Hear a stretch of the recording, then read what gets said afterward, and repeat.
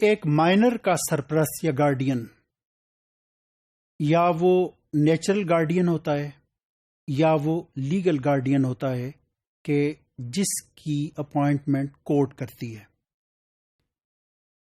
Guardian کے rights اور duties کیا ہیں؟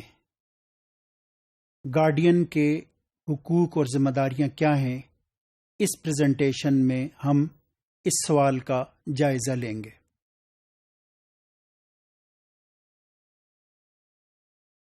گارڈین کے حوالے سے جو پہلی ڈیوٹی ہے وہ یہ ہے کہ اس کے جتنے بھی ڈسپوزیشنز ہیں، جتنے بھی ایکشنز ہیں، they should be in the benefit of the ward and the minor.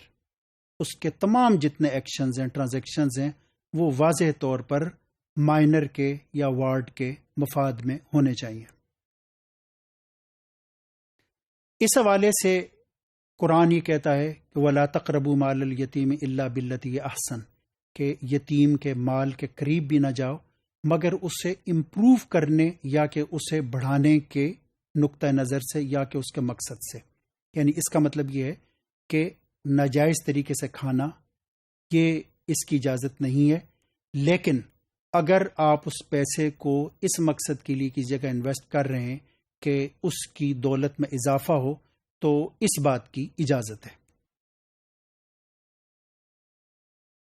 اسے اس بات کی اجازت نہیں ہے کہ وہ اس سے کوئی قرض دے، گفٹ دے، ڈونیشنز کرے یا کہ کوئی اور اس طرح کی چیریٹی یا کہ صدقے کا کام کرے.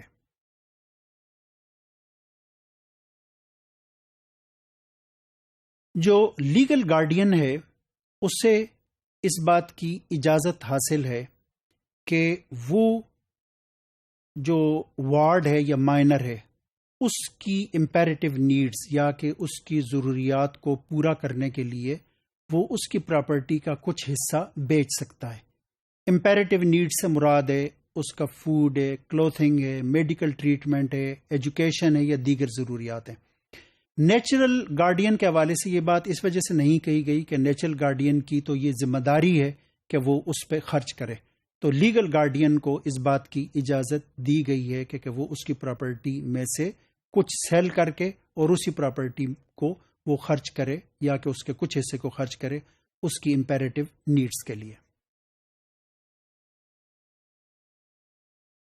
لیگل گارڈین کو اس بات کی بھی اجازت ہے کہ اگر ایک شخص کی پراپرٹی یوزرپ ہو چکی ہے، اس پہ کوئی ناجائز قبضہ ہو گیا ہے اور تمام تر کوشش کے باوجود وہ قبضہ نہیں چھوڑا سکا یا کہ اس پراپرٹی کو وہ حاصل نہیں کر سکا، تو اس صورت میں اگر وہ کو کمپرومائز کرے اور وہ اسے یعنی فیئر پرائس سے کچھ کم پہ اسے سیل کر دے تاکہ اسے بڑے نقصان سے بچائے، چاہے اس صورت میں اسے کچھ تھوڑا بہت نقصان برداشت کرنا پڑے. اس میں ایک عمومی اصول یہ دیا گیا ہے کہ جو گارڈین ہے وہ وارڈ کی یا کہ مائنر کی یا کہ انسان کی پراپرٹی کو اسی طریقے سے سمجھے کہ جیسے کہ اس کی اپنی پراپرٹی ہے. وہ اس پراپرٹی کو اسی طریقے سے ڈیل کرے، اس میں وہ ٹرانزیکشنز کرے کہ which he would have done in case of his own property. یہ ایک عمومی اصول دیا ہے کہ آپ اس کی پراپرٹی کو اپنی پراپرٹی سمجھیں.